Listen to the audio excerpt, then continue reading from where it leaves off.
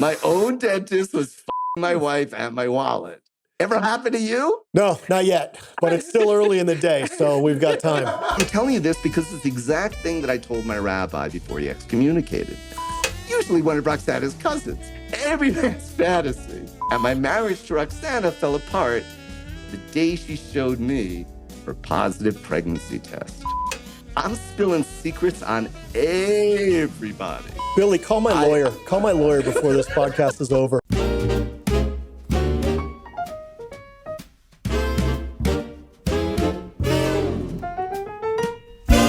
Hi, everybody. This is Dan and Dante, and welcome to Middle Age Mess. It's the show for people who only use social media to find out how fat and bald their high school friends are.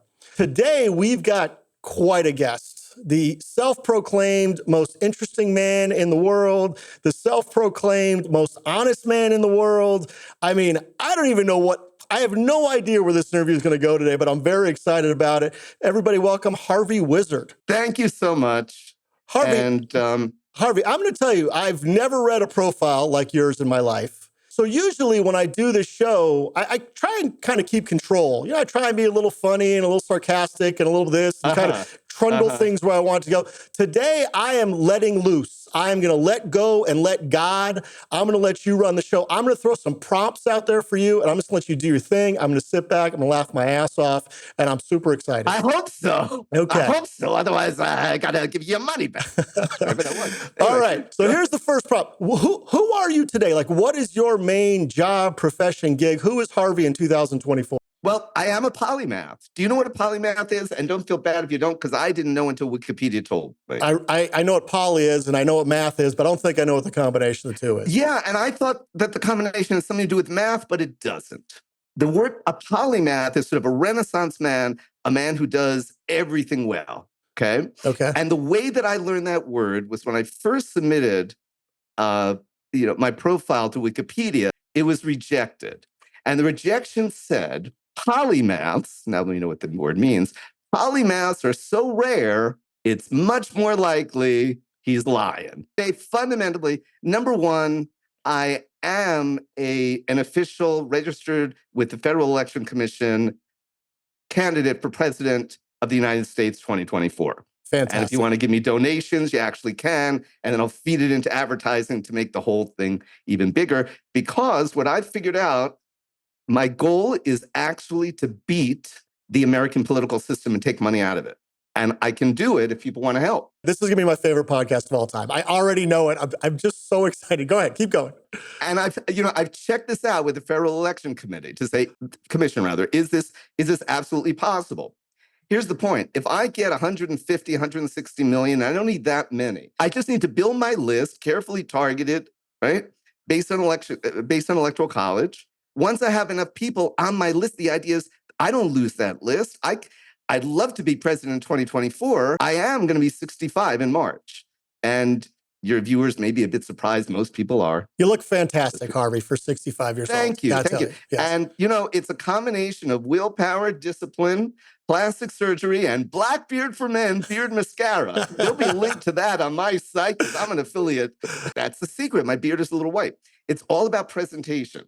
See, that's why I have the 1-inch, $4,000 of hair transplant from Dr. Felix in Romania, transplant doctor to the stars. And if you hook up with me, I'll get a piece of that too, and you'll get a great hair transplant. But the point is, it's up, like Mars. I was going to comment. I'm only 5'3". I was going to comment on your hair, but I was scared to. So I'm glad you did it first. No.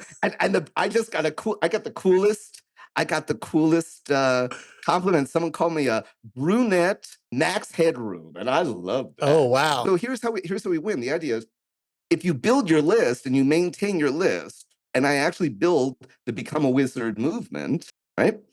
That if I have these people, we're all in it together. Once it gets big enough, and I already have this figured out, it may take 10 to 12 years because in order to make this work, we got to wait for a lot of those conservative racist Trump supporters to die. And the brown people like me. I'm married to a Latina, so I'm thinking ahead. If it's going to take 10 to 12 years, though, we got a problem. We got 11 months till the election. So 10 months, actually, right. and counting. And here's my short-term goal. I'm never gonna budge the Trump supporters.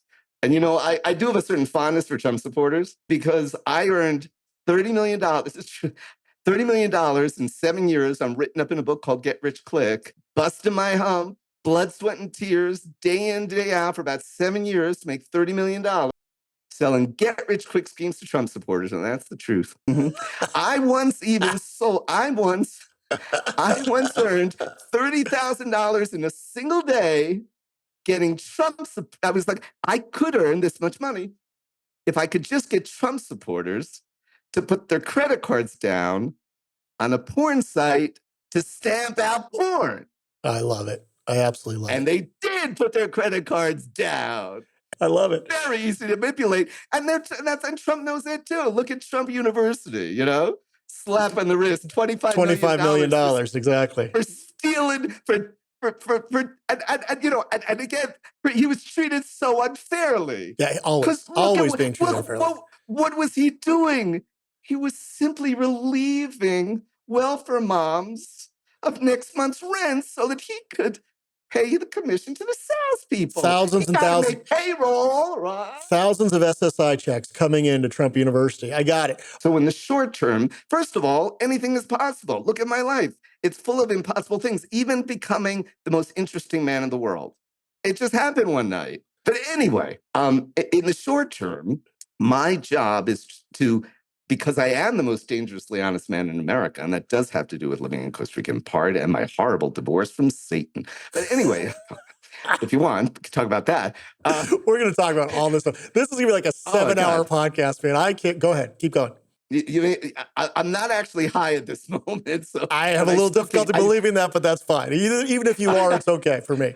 I will admit that Donald Trump is not like Hitler. Although, and this may be a good point to bring up, and you can buy this merch on the Harvey Wizard .com. We're putting the links. We're putting the links on YouTube for this, for sure. When I say something, I've got everything to back it up. And you will agree that I'm the most dangerously honest man in America. I already do. We're 7 minutes in, and I already do. Because I was like, what if I could do what you would want a president to do? Well, actually, I don't know if presidents have really done this, but I was just in Vienna, and there was a Viennese emperor who did this, who basically helped the individual constituency. Okay. So right now, anyone who becomes a wizard, in addition to getting my book for just $1, it's you know what it is? My book, it's coming out March 4th, 2024. It's called 65-Year-Old Badass, 21 Unconventional Secrets to a Life of Wealth, Health, and Adventure. And all my really good stories that are in there, the 2 Romanian webcam girl wives and the time I almost got murdered in an Ethiopian bordello trying to do a good thing, and how I got arrested for doing Shakespeare in the middle of an intersection. I mean, and the size of my penis, everything is in there. I'm pre-ordering 100 for all of my Christmas gifts this year. I can tell Hanukkah gifts. Sorry, yeah. But I didn't even here's what it is. And I don't know if this has ever been done before, okay? It is a how-to, because I'm giving all the secrets. Here's how I made this million. Here's how I made that million. Look out for this. That's how you'll make your million. Tell all. I'm spilling secrets on everybody. I knew about Tom Cruise and Little Asian Men from a very good source. Billy, call my lawyer. Call my lawyer before this podcast is over. Okay. I can stop. No, go. Keep going. Please don't stop. Please don't stop. Go. Because I've been around a long time, I mean, I've like run into lots of people. This and all this stuff is in the book. And the way I got it in there, I did a show when I opened my comedy theater. It's really like a one-man show, almost like a Broadway kind of thing, because it gets very dark. I'm very dark. And in it, I name everybody, right? So let's hear some names. Let's start rattling them off. We got Tom Cruise and Little Asian Men. What's next? Keep going. In my one-man show, it was all the people who've ever wronged me, like my rabbi who excommunicated me. I'll give his name. I mean, because he's not got money, but I'm going to get his ass right now if you want to know about him. I want to stop. Okay, let's stop. Let's just go, because I've never heard of a Jew being excommunicated. So I want to hear just that story. If we can just condense that to that one story for right now, and then we'll go off into all the other spider webs later. Why'd you get excommunicated? Because I took the wrong pill. This is very abbreviated. I took the wrong pill for depression. And you'd be dressed too if you were married to 28 years to my Jewish princess. She was such a good cheater. She got me to apologize for her extramarital affairs. Wow, and she's good. I did. And I did because I apologize for not giving her all the attention she needed because I couldn't. And no man could because she has a diagnosis code 522.7. What? Emotional vampire. It's a medical term. And yes, so you'd be depressed too if you were married for 28 years to a whiny emotional vampire cheating.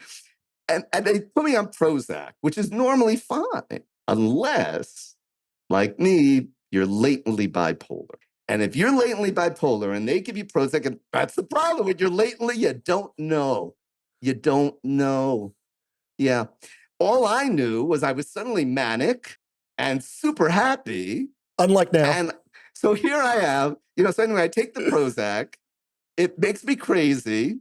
And it turns me from a nebbishy, Jewishy, little Mr. Goody Two-Shoes into the kind of Casanova who would marry not one, but two Romanian webcam girls.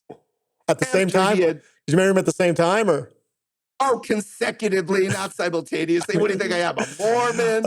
Look, No. Wouldn't put it past you, Harvey. Okay. Well, so that's how I met, and that's how I met Irina. It's on a site called livejasmine.com because I was. Wait, we didn't get back. No, I want to stick with excommunication. I want to hear about a Jew being excommunicated. The reason I was excommunicated, I married a Romanian webcam girl who had a very religious mother. And out of love, and she wanted, and they were very, very, very poor. So as an act of love, I was paying for the whole little town to come to Bucharest to see the marriage in a church. And from day one, I said, isn't it going to be a problem with me being Jewish and all? And, I didn't speak to Romanian, so you have to trust after a while. Ask your mom. It's just going to be a prayer. And this goes on, right? I asked, no problem. And we were supposed to just have this nice little ceremony at the outdoor blueberry pool next to the Ambassador. You have to look up the Ambassador in Bucharest. They got a helipad on the top. This is where it was supposed to be $500. That's what Irina promised. It's the only helipad in Romania, I'm sure. But okay, go ahead. Keep going. $37,000 for this wedding, right? The bus, the whole thing. Wait, how much? What was the number again? What was that number? How much? 37,000. It was like a $250,000 wedding. It was very fun. Okay. Except for the wet underwear, which is also part of this whole thing. I mean, these things, you've never heard of a Jew excommunicated before. Do you think it was going to be a simple story? No. Now you got to hear it. So that's the point. I'm waiting. We keep going off okay, keep going. So you got it. So I'm marrying this Romanian webcam girl in Romania. And I've agreed to do the marriage in a church to please the crazy mom who talks to the angels every day when she goes to the church. I mean, I was being very compassionate about this. And I'd asked, and there was like, no problem. And then a week before, because it was supposed to be a simple ceremony, with like a, reality TV priest and, just real simple. But no. Like the hierarchy, like the high up in Bucharest, I came to their attention. This Jew.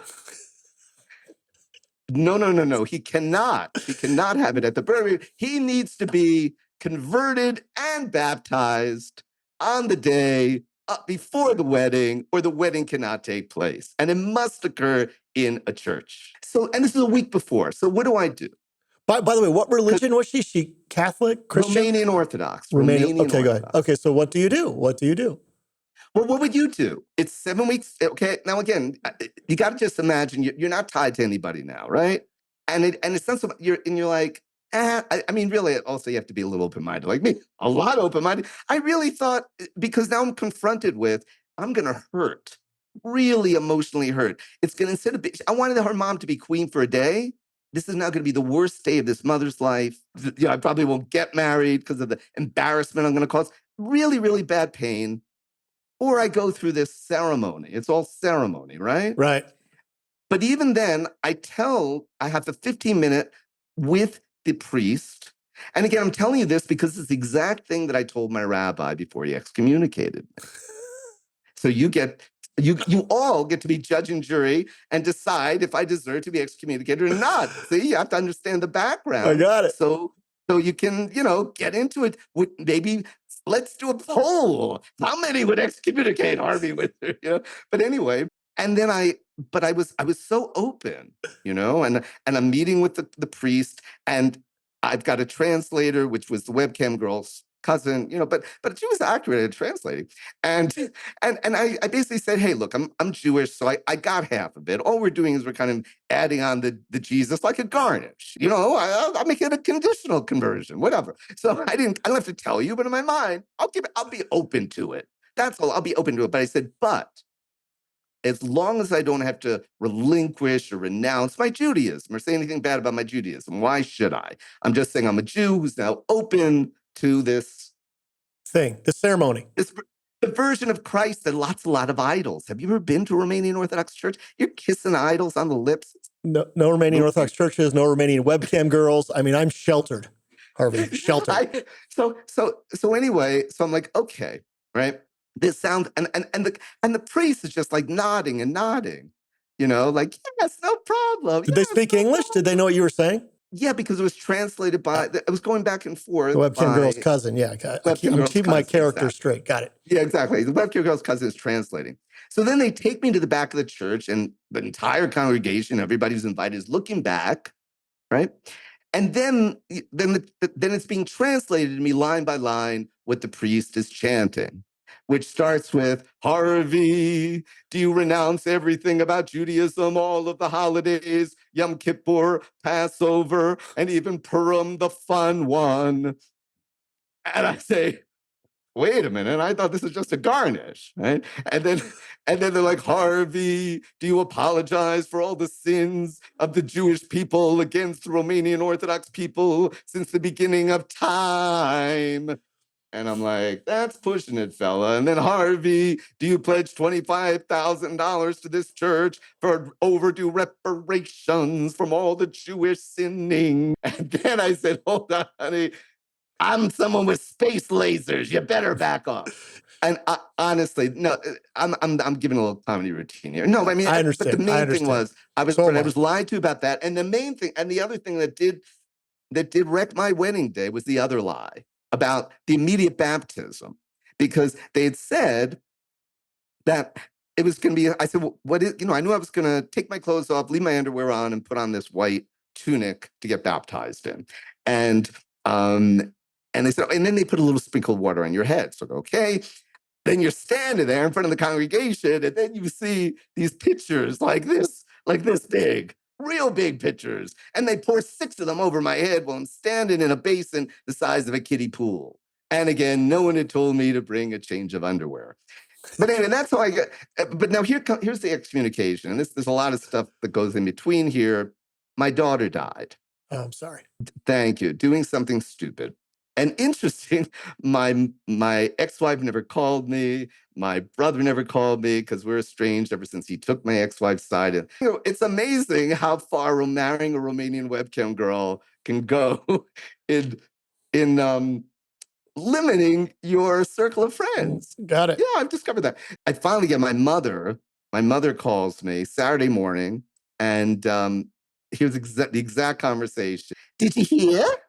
I said, hear what? Did you hear? I said, hear what? Samara's dead. So that's how I found out. And meanwhile, I knew my ex-wife had known for over a day and hadn't called me. I feel as though if Samara had died in Costa Rica, the first thing I would have done would have been call my ex-wife and say, look, in terms of all the whatever, let's just focus on the fact that it's our daughter. But that didn't happen. Oh, and then I got an email asking for $15,000 for the funeral, which we'll get to. I gave her 100. I left her a multimillionaire. She had over $4 million. And then we get to and then that's what will explain why right now I cannot go back into the US. Well, I can, but they'll put me in jail. After I left her with the $4 million, she basically blackmailed me against, because I knew I'd be caught in court for years.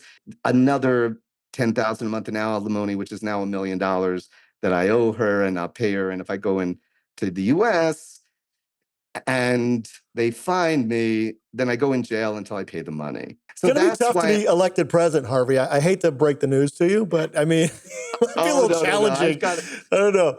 You're going to be evading the FBI swarms, on the way back into the airport. No, because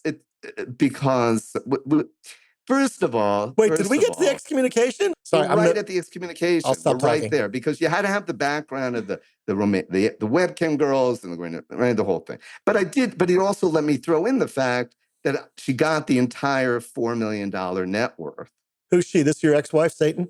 This is Satan, yeah, ex-wife number one. Well, like I said, I say most people like, well, my ex-wife and, my Jewish princess, what I call her rhymes with, and then most people think witch or punt. And then I say, no, I'm thinking Satan because Satan rhymes with Satan. And yeah, and she demanded the extra, and demanding that extra million and then deciding, that she would that she would enforce it and basically stop me from seeing my daughter in the US for the last 8 years of her life and make me have to be crazy and all that, blah, blah, blah. So, and she got through to the rabbi, evidently. But I didn't know it could go this far. And here's why I call it excommunication, because here I am. I've just lost my daughter. I find out the way I told you I found out. I'm estranged from my ex-wife. And I basically just found on the internet that the funeral was going to be on a Tuesday. You're Jewish, funerals happen fast. And I couldn't go because of this arrest warrant. I mean, it was during the pandemic, but I probably would have found a way around it. But I can't really go and stand right next to the woman who wants to put me in jail, right? It's not a smart move. So I called, and the real reason I was just for something, I call him on like a Sunday because I see the funeral schedule for Tuesday. And all I ask him to do is to read the lyrics to For a Dancer from Jackson Browne on my behalf, to act as my surrogate at the funeral. That's what I asked him to do. Now, in that initial conversation, I haven't talked to him for years, I did pick up a weird kind of coldness, which belied the 20 years of friendship, the fact that he had bat mitzvahed my daughter, the fact that my ex-wife and I used to lead the chanting on the high holidays, the fact that I donated $20,000 to the synagogue. All I'm saying was, I didn't expect much, but I figure if you, as a rabbi, promise me that you're going to read a poem at my daughter's funeral, that you're going to do it. Would that be fair to expect from your rabbi? I mean, I think that's, relatively innocuous request, yes.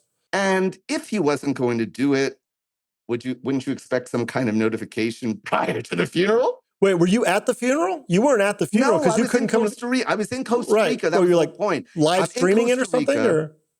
No, nothing. Oh, okay. How am I going to live stream? My ex-wife's who hasn't even told me that my daughter died, is going to suddenly want to live stream. I mean, okay. This story has gone in a couple different directions I didn't expect. Maybe that was one of them. I didn't know. No. So the point. So then, but I remember even crying on that Sunday, and I said, "Aren't you my rabbi? Aren't you supposed to give me comfort?" And he said something to the effect of, "Call me next week."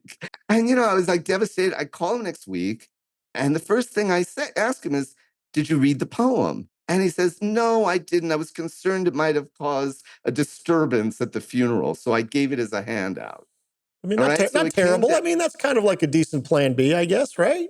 No, obviously not. This is how I know I was excommunicated. This is how I know now. And actually, I just wrote this punchline, but it is very funny and very true. This is how I know for sure I got excommunicated by this rabbi. Because one of the first things I said was I wanted to give a $50,000 donation and my daughter's name to the synagogue. And he refused it. When a rabbi refuses 50 grand from you, you'll cut off, baby. You'll cut off. You're officially Christian. Official. It's over.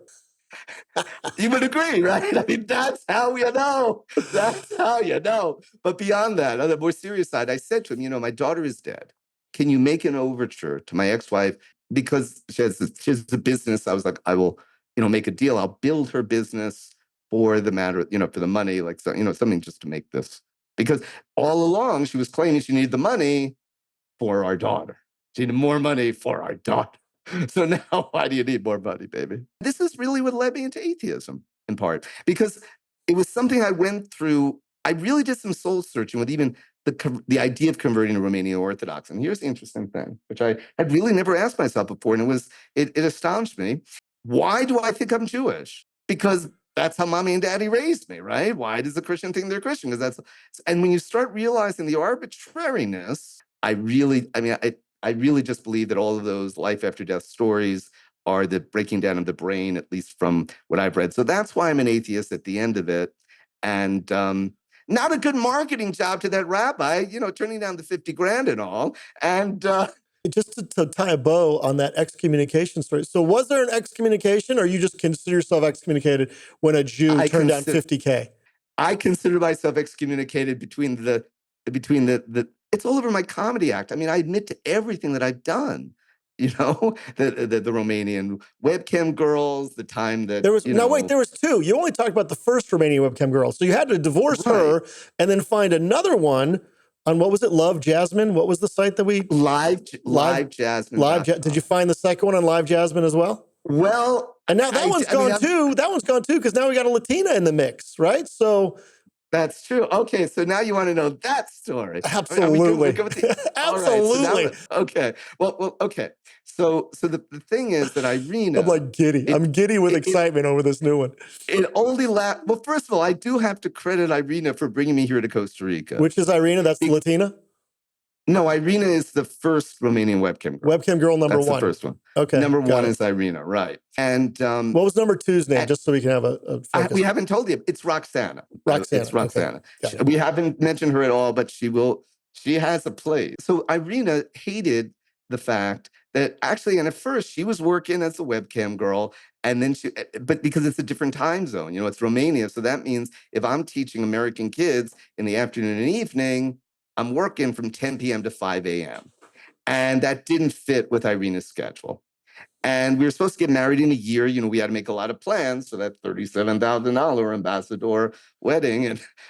And if you want a wedding there, I'll see if I can get you a break at the ambassador. Yeah, I'll try. I'll do my best. But for you, a bargain. Go ahead, please. I got Jewish yes, for a second. Exactly. So we were looking for a place that somewhere in the world where you could live for, like 6 months. We want to stay for 6 months. It's got to be in the American time zone, and you have to be able to get there or stay there and get in there with a Romanian visa. But turns out Costa Rica had a long-term apartment in Gracia, and that's why I'm in this exact town. We came here it was supposed to be for a visit. We had two weddings. We had one in Costa Rica, and then and then the idea was then we're going to have the other one a year later or whatever in Romania. So we already had the legal stuff. That's why we thought we had handled everything, right? We're legally married. All we need for Irina's mother is for the priest to say a few prayers, and that turned into the whole. See, it's the once you open a door, you just don't know where it's going. So anyway, here I am I'm here in Costa Rica. I built a house, and because Irina decides she wants to live here, which there's some things I still don't know about her because it was a little strange. I don't care. I'll just leave my parents and my brother behind in Romania. I'm happy being here in Costa Rica. Okay. And strangely, she's still here years later. I do not know why. I do know what's going on. But is she with you or just somewhere in the country? She lives in the same friggin' town, and luckily, I never see her. So okay, I think I know what she's doing. I don't want to know. I can't. There's too much liability on this podcast already. I got to stop. Happens under the covers, I think. But anyway, the point is, I'm here in Costa Rica. I think everything's going well, and then I get a $5,000 bill from Dr. Feliciano, our mutual dentist, for miscellaneous procedures. Turns out Dr. Feliciano was filling all of Irina's cavities. My own dentist was fucking my wife and my wallet. Ever happened to you? No, not yet. But it's still early in the day, so we've got time. but the joke was on Irina. Everybody else in town knew all about Dr. Feliciano's wild gay orgies. This is true. So Irina left me to become my gay dentist's beard. You thought the other stories were good. Well, after that debacle... I do not have a follow-up question. I'm racking my brains. I have no follow-up questions. Go ahead. Okay, let's get on to Roxana. Well, we're getting to Roxana. So after that debacle, I was ready for a fresh start. I got pumped up with Botox, bought new clothes, and started showing my schmeckle to new webcam girls on the exact same porn site where I met Irina.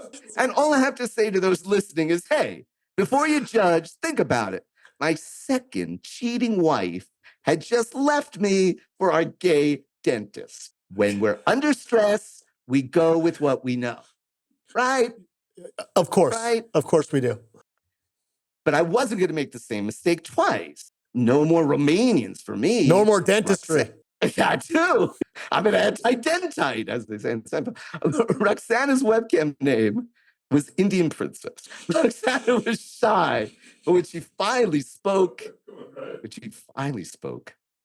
the first thing she said was, "You're so sexy. I want to fuck you in real life." Oh, I'm sorry. Was I allowed to say? No, absolutely. That's great. I got a little excited when you said that. All right. Now, uncontrollably, I felt my fingers find their way. Okay, we got to stop right there. Let's skip. To Expedia.com. Skip. To Expedia.com so I could book my flight to India. Okay. Now, some call me adventurous. Others call me impulsive. My mom said, "You're a fucking moron." I've got a couple words ruminating around my head too, but I'm not going to say it. Go ahead. Keep going. But out of respect, I never tell a joke in public until I've passed it by my mother first. And when my mom heard that joke, she said, "I never called you a fucking moron." A moron, maybe, but I never cursed. Back to Roxana. Now, Roxana had a powerful sexual vibe. It's not quite true. It was a powerful bisexual vibe. And we'd be in the middle of crazy sex, and she'd insist I call up a prostitute to come right over and join us for a threesome. Usually one of Roxana's cousins. Every man's fantasy. And probably the best stupid thing I've ever done. Well, that and the time Roxana showed me how to crush ecstasy pills into blue powder and make it disappear by snorting it up my nose. Once, Roxana ran into 4 childhood friends at 3:00 in the morning and brought them home. They drank all my alcohol, emptied the fridge, and demanded blowjobs from Roxana, which I thought was a bit impolite for midnight guests. Then Roxana admitted they weren't childhood friends after all, but 4 potential murderers she had just met at a notorious Bucharest after hours club named appropriately Satan. There's more. I mean, yes, I'm sure there is. Keep going. Just keep going. I'm just listening. Roxana loved the casinos, just like her dad. And I didn't mind Roxana losing $5,000 a week at the slot machines because I was getting regular threesomes with 2 cousins. Roxana, meanwhile, was convinced that winning and losing depended on how hard she pressed the buttons on the slot machine. And Roxana was strong. With just a well-placed elbow, she managed to completely annihilate my 4 front teeth. Harvey, are you reading this? Is this like chapter 9 from your book? What's going on? I've lost control completely. Remember, I do have some cue cards. Since you asked the question, I don't even remember a question. I don't think I asked the question for the last 45 minutes. I'm listening. It's crazy. I have no idea what's going on. Yeah, keep going. Whatever's happening, just keep making it happen. We're almost done. This is actually, okay. You were actually the first one to preview my upcoming comedy special. This is a preview of pieces of my comedy special. This is a world premiere. And we're heading to the very end. This is going to be bigger than the Cat Williams interview on Club Shay Show. Yeah, see, you've got a world premiere on you. You see, I told you I was going to give you value. I appreciate for all you're paying me. Value for all you pay me. So the point was, Roxana was strong. She freely annihilated my 4 front teeth. And like battered women everywhere, I told the dentist I fell. All good things must come to an end. And my marriage to Roxana fell apart the day she showed me her positive pregnancy test. Oh. Just 6 months after my second vasectomy. And yes, you heard me right. I had 2 vasectomies in Romania. Did the first one not take? What? Well, they said my tubes grew back after the first one, which I suppose I got the testosterone of a teenager, so it was going to happen to anybody. It was going to be me. So it was either the tubes grew back after the first one, or the Romanian medical system is not all it's cracked up to be. I don't know. Anyway, I can tell you that they take medical privacy rules just as seriously as in Romania as we do. The receptionist said to me in the quietest whisper, "Oh, honey, the whole hospital knows why you're here." Now, vasectomies are done old school in Romania, no little snip in the office. It's hardcore. We're talking serious vasectomies for vampire cocks like mine. Spinal tap, so you're paralyzed below the waist. So you gotta have an anesthesiologist standing by at all times. You know, do you know what, Dan? No, whatever you're about to say, no, I don't know. I can assure you I don't know.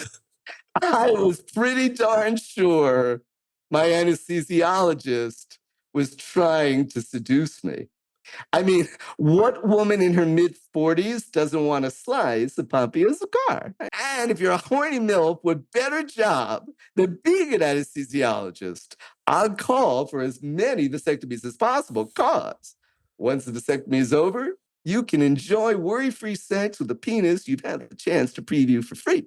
Now, I've taken some liberties here, but what I'm about to tell you, the next little story is 100% Oh, wait, true. there's another. I don't know if we have time. I don't even have film in the camera to keep going. Okay, what's this next story before we get too far down the line? I've only got like 4 minutes left. okay. I got 4 minutes. Let's do it. I'm ready. Right. I'm strapped in. So the point is, this is true. I'm having my second vasectomy. They politely built a curtain around my waist so I can't see the scalpel plunging repeatedly into my ball sack.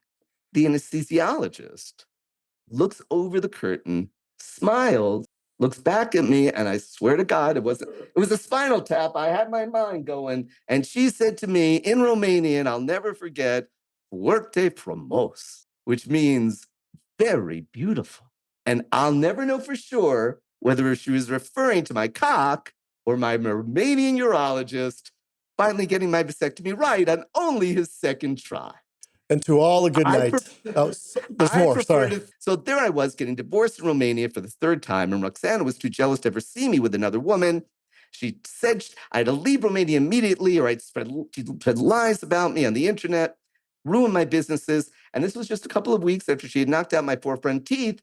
So I took Roxana's ultimatum rather seriously, and I said to myself, time to find a new girlfriend in Costa Rica, the only place in the world where I can live safely and long-term legally. And that's when I used the George Costanza technique from Seinfeld.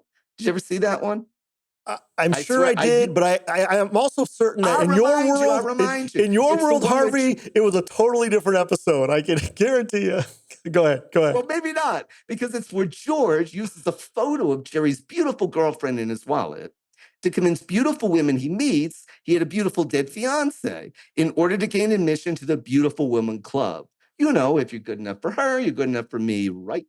According to beautiful ladies, supposedly. I recall the episode. I took out an ad in the exclusive Costa Rica Craigslist personals. And I swear to God, it's true, because I wouldn't have come up with something as ridiculous if I was writing the joke. No, I did take an ad out in the exclusive Costa Rica Craigslist personals, used almost exclusively by really, really, really creepy guys. And I figured that me as Poppy Azúcar would stick out like a sore thumb, but in a good way. And I used the George Costanza technique in my Craigslist ad by adding a carefully placed photo of Roxana, who was, after all, a very attractive woman. And my ad caught Raquel's attention, my current wife, Raquel, causing Raquel to exclaim, "What the hell is wrong with this guy? He's handsome, his ad is well written, and he's got a photo of himself on a yacht in the Mediterranean next to a beautiful woman who's divorcing him." But Raquel sent me an email. Very romantic. Just one line. "What the hell is wrong with you? We've been together 8 years now, and that's a match made in comedy heaven. And finally, I'm going to leave you with my penis." Sorry, they might have to be misunderstood. I'm going to leave you with a story about my penis, and now we're going to get back to my presidential stuff, because my penis is a metaphor for anything you don't like about yourself. And the rest of this is 100% true, and it's inspirational. It's inspirational. Now, you got to put some good music in here. It needs some violent kind of music. We'll edit it in for you, no problem. Harvey, this has been the greatest podcast in the history of podcasts. I mean, I could sit here and listen all day, but Billy's going to hang himself over there if I make him go on much longer. This has been I didn't even know what I did. Neither do I. I don't know either. We'll both listen to it back.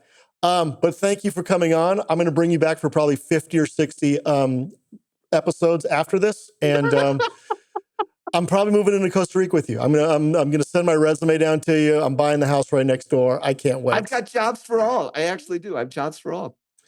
Harvey presidential candidate. We'll talk about that next time. Next time, part 2. Harvey Wizard for president 2024, the most interesting man in the world, most brutally honest man in America.